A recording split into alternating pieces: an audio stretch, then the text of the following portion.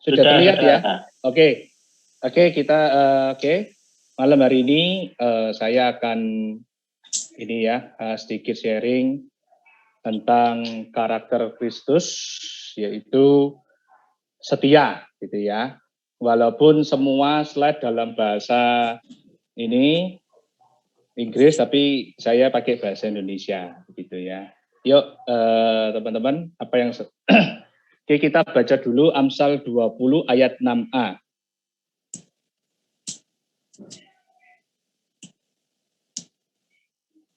Oke, sudah semuanya? Saya akan bacakan. Amsal 20 ayat 6a. Banyak orang menyebut diri baik hati, tetapi orang yang setia, siapakah menemukannya? Oke, nah apa yang saya bawakan ini, apa yang saya sharingkan ini, pasti semua teman-teman sudah akrab, yaitu tentang setia. Oke, yang pertama, ya kita percaya bahwa Allah kita adalah Allah yang setia. Ya, di dalam Keluaran pasal 7 ayat 9 itu dikatakan bahwa Allah kita itu adalah Allah yang setia, yang memegang perjanjian dan kasih setianya kepada ribuan generasi, kepada mereka yang mengasihi Dia dan memegang segala perintahnya. Ya, jadi Allah kita itu Allah yang setia, Dia tidak bisa berbohong, apalagi curang terhadap dirinya. Jadi Dia itu ingin agar kita seperti Dia, menjadi seorang yang setia, karena Dia Allah yang menjaga pemegang perjanjian, Dia yang memegang janji. Nah, ini di sini secara sederhana, setia itu apa sih? Kita itu tidak berlaku khianat, tidak berkhianat. Ya, hari-hari ini kalau kita lihat orang setia itu sangat-sangat jarang, ya kan? Nah, kalau mereka setia itu biasanya mereka ini punya apa ya istilahnya ya, kayak punya maksud dan tujuan gitu ya, entah baik entah buruk itu kita nggak tahu. Nah, pertanyaannya, apakah Anda setia terhadap oikos? Oikos itu adalah orang terdekat Anda. Kalau teman-teman di sini yang sudah menikah, apakah Anda setia terhadap pasangan Anda? Ya, pasangan Anda, apakah Anda setia? Itu penting. Terus kemudian terhadap pekerjaan Anda, terhadap perusahaan Anda, terhadap gereja lokal, apakah Anda ini setia? Itu ya, karena apa? Setia ini walaupun dalam keadaan apapun, enak tidak enak, ya kita ini harus tetap setia. Ya, ada satu perkataan yang bagus. Tuhan God doesn't call you to be great, but He calls you to be faithful. Allah tidak memanggil kita, ya, memanggil kalian semua, kita ini menjadi hebat, tetapi Allah memanggil kita ini untuk setia. Ya, karena apa? Karena Allah kita ini Allah yang setia. Ya. Nah, di sini Tuhan itu menginginkan kita ini setia. Ya. Tuhan ingin kita ini setia dalam keadaan apapun. Nah, di sini yang ketiga, ya, saya ngambil perkataan saya kutip perkataan Dr. Edwin Louis Cole, ya, faithfulness is the cornerstone of character. Kesetiaan adalah batu penjuru dari karakter. Beliau mengatakan, Anda mungkin tidak mempunyai semua buah roh, gitu ya. Tapi Anda bisa memulai dengan menjadi setia, gitu ya. Setia, maksudnya gimana? Setelah saya merenungkan hal ini, perkataan beliau. Nah, beliau mengatakan gini. Jadi gini, mungkin kita ini untuk mengasihi, ya, kalau mungkin orang mengasihi orang di sekitar kita, itu mungkin kita, istri kita, anak kita, itu kita bisa, gitu ya. Tapi kalau kita lebih jauh lagi, terkadang ini kita tidak bisa, ya. Kadang-kadang kita, apalagi yang menyakiti kita. Nah, makanya beliau mengatakan, mulailah awal dari yang namanya setia, gitu ya. Setia di dalam apa? Menghasilkan buah pertobatan, ya. terus buah-buah roh, setia dalam mengasihi, setia dalam apa? Pokoknya kita setia sampai buah-buah roh itu, karakter Kristus itu ada di dalam diri kita. Gitu. Nah, ukuran dari kesetiaan itu apa? Ukuran dari kesetiaan itu adalah sampai akhir, ya, sampai mati. Kapan seseorang dikatakan setia terhadap pasangannya? Ketika seseorang itu sampai pada akhirnya. Misalnya kalau kita datang ke pemakaman atau kita lagi ini ya melayat gitu ya, mesong gitu, ditanya, ini siapa yang meninggal? Oh, Pak, misalnya Pak Ali, suami dari Ibu Wati, sudah berapa lama, umurnya berapa? Sampai 80, sekitar mungkin katakanlah umurnya sampai 90 gitu.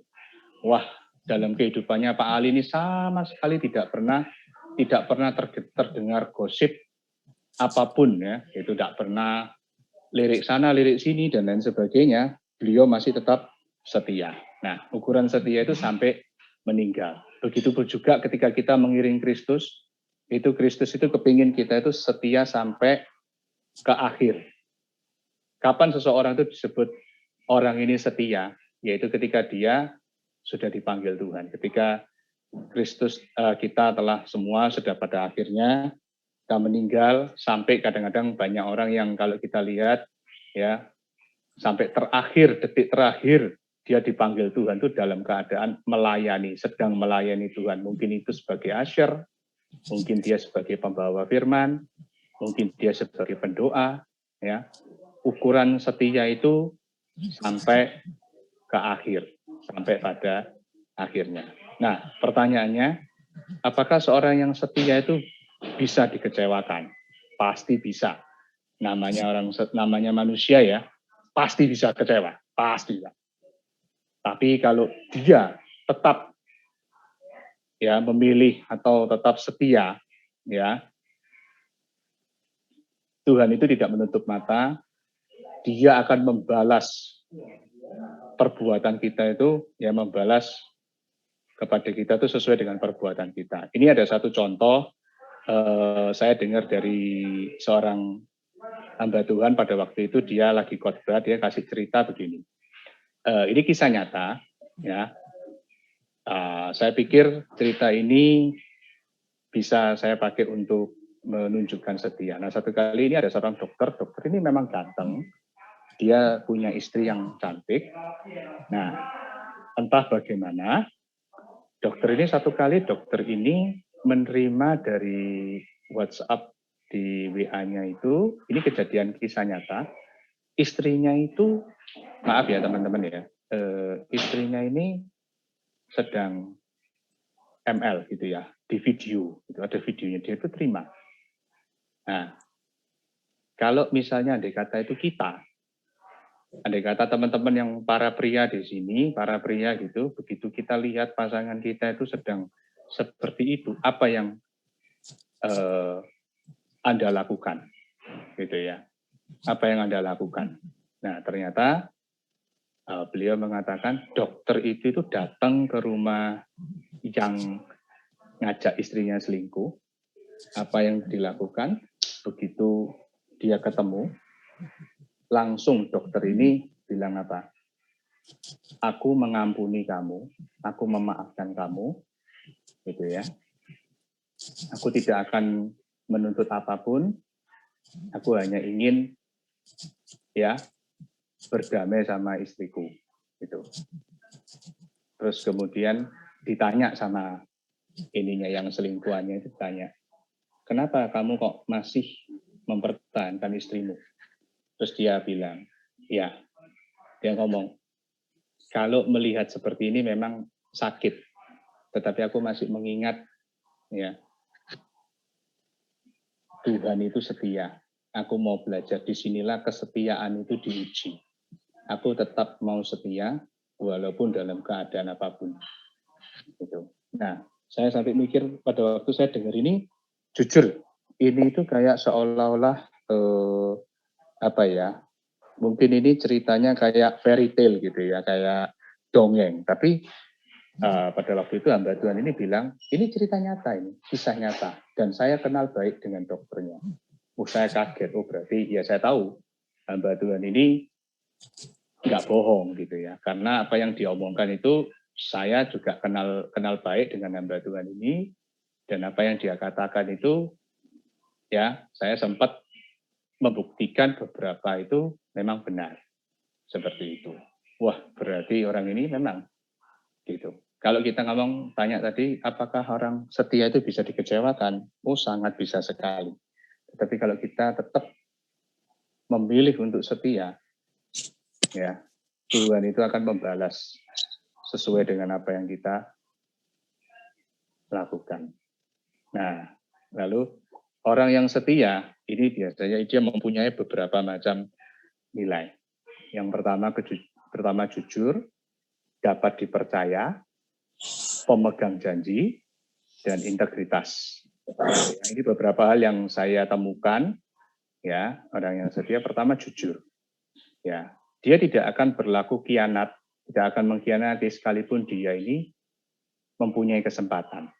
Itu ya, kita sudah tahu tadi bahwa orang setia itu dia tidak akan berlaku khianat sekalipun itu, ya dia tahu ada kesempatan untuk dia bisa mendapatkan yang lebih besar gitu ya, dan itu merugikan perusahaannya atau merugikan orang lain, dia bisa sebenarnya kalau dia mau dia bisa, tapi dia nggak mau. Nah, ya kenapa? Karena dia tahu gitu, ya tidak mau berlaku khianat. Lalu yang kedua, karena orang itu setia, maka orang ini bisa dipercaya. Yesus bilang, jadi gini, Yesus bilang kalau kita bisa dipercaya dalam hal-hal yang kecil, maka kita akan dipercayakan dalam hal-hal yang besar. Lukas ini ya 16 ayat 10 itu. Ya, kalau teman-teman baca, jikalau kamu setia dalam perkara yang kecil, maka kamu akan dipercayakan dalam perkara yang besar. Tapi kalau kamu tidak setia dalam perkara yang kecil, kamu juga tidak akan bisa dipercaya dalam perkara yang besar. Ya, orang yang setia. Karena apa? Orang setia itu dikasih hal yang kecil. Contoh, dalam hal pelayanan. Mungkin cuman ya nyiapkan kursi lah, ngepel, nyiapkan kursi, setia dari kecil. Pastilah teman-teman tahu lah dulu kalau sebelum pelayanan sampai inilah ya, mungkin Pak Ivan dulu sebelum pertama kali pelayanan sampai ke mimbar itu kan biasanya kecil dulu ya, paling ya disuruh apa sih? Mau enggak bantu ini? Oh ya, mau enggak bantu ini? Ya, pertama kecil gitu, cuman paling apa? Antar jemput, gitu kan, antar jemput jemaat, terus kemudian bantu siap-siapkan kursi, bantu siap-siapkan ini. Lama-kelamaan orang itu akan lihat, oh skill dia bisa dipercaya, lalu dikasih lagi sampai apa? Sampai hal yang terbesar. Nah, inilah kalau kita setia, orang melihat kita ini setia dalam perkara kecil, pasti kita akan dipercaya dalam perkara yang besar. Kenapa? Karena yang kecil-kecil itu kita lulus. Kita tidak akan mungkin bisa dikasih yang besar. Kalau yang kecil aja nggak bisa, ya kan? Kemudian nilai yang ketiga, promise keeper, pemegang janji. Orang yang setia itu dia memegang janji. Dia akan memegang janjinya walaupun dia rugi. Ya, ini seringkali dalam berdagang pun, kalau misalnya kita sudah ngomong berapa harganya Pak Ivan, oh ya per kilonya 5.000. Padahal harga pada waktu dia nggak, mungkin Pak Ivannya lupa ngecek gitu ya. Ternyata apa? Harganya setelah dihitung-hitung itu seharusnya jual 6.000, tapi Pak Ivan sudah bilang 5.000. Nah, pertanyaannya, walaupun beda 1.000, karena dia belinya banyak, ya. Nah, sekarang pertanyaannya gini, apakah Anda tetap ngasih harga 5.000 ataukah Anda jual dengan harga 6.000? Ya. Sometimes terkadang kita ini ya sudah, kalau kita sudah ngomong 5.000 ya walaupun rugi ya sudah, tetap kita jual dengan harga 5.000 loh, kan kita rugi. Ya gimana ya, yang namanya memang kita sudah sekali kita bilang, yaitu orang yang akan apa ya istilahnya, yaitu yang dipegang sama orang gitu kan. Nah, ya sudah, ya itu pembelajaran sih buat kita. Nah, saya masih mengutip dari Ed Cole, dia bilang begini, your word is your bond, gitu ya. Maksudnya apa? Ketika kita mengatakan sesuatu kepada seseorang, maka perkataan kita ini seperti hutang sampai kita memenuhinya. Ini berhubungan dengan janji atau komitmen kita. Misalnya contoh kita mengatakan pada keluarga kita, kepada orang lain. Saya contohlah kepada keluarga lah. Besok minggu kita mau ke Pari, itu misalnya. Nah, ke Pari. Oke. Wah, semuanya senang ke Pari gitu kan. Senang. Mau ngapain di Pari? Wes bos, pokoknya kan kita enggak pernah pergi gitu kan. Karena kan kita sudah lama sering dekem di rumah, nggak pernah pergi, begitu ke Pari gitu rasanya pergi keluar kota gitu kan, ke Pari. Nah, tiba saatnya, ternyata ada teman kita yang datang ngomong gini, kamu mau nggak tak ajak? Ada acara KKR. KKR-nya siapa? Ini loh, KKR-nya Coach Jeffrey. Oh iya tak? Iya. Gitu. Oh, aku sudah janji sama keluarga. Halah, sudahlah. Gak usah ini kan. Alah, pergi. Mau kemana sih? Ke Pari. Alah, ke Pari ya lo. Kan minggu depan ya bisa. Oke. Pertama kita mungkin kita ngomong sama keluarga kita, gitu ya. Enggak jadi ke Pari ya, ada KKR. Anak yang asalnya seneng, keluarga yang asalnya seneng, jadi kecewa. Sekali. Minggu depannya dijanjikan lagi, ke Pari lagi, gagal lagi. Gagal lagi. Apakah kita, terus lama-kelamaan, apakah mereka bisa mempercayai kita? Tidak akan bisa. Gitu ya. Jadi ketika nanti kita berjanji lagi, pasti lagunya gini, ya apa ya? Ya pasti mereka akan bilang terus percuma, gitu loh. Sekali dia berjanji ya percuma. Lagu lama tidak bisa ditepati. Nah, ini kita harus bisa jadi orang yang bisa ditepati, gitu loh. Sekali kita berjanji, itu seperti utang. Nah, utang itu harus kita bagaimanapun juga utang itu harus kita bayar, gitu. Nah, gak dibayar ya dikamplengi wong kan ngono. Nah, kita harus janji. Ketika kita mengatakan kepada keluarga kita atau teman kita berjanji sesuatu, kita memberikan janji, gitu ya, kepada seseorang atau keluarga, itu akan diingat. Itu biasanya ini biasanya suami istri. Kadang-kadang suami itu kan ngomong sudah lama nggak, ya itu tadi nggak pergi, ngajak ke Pari, ternyata hari hanya nggak jadi. Ya, nah di sini kadang-kadang ini banyak tanpa disadari.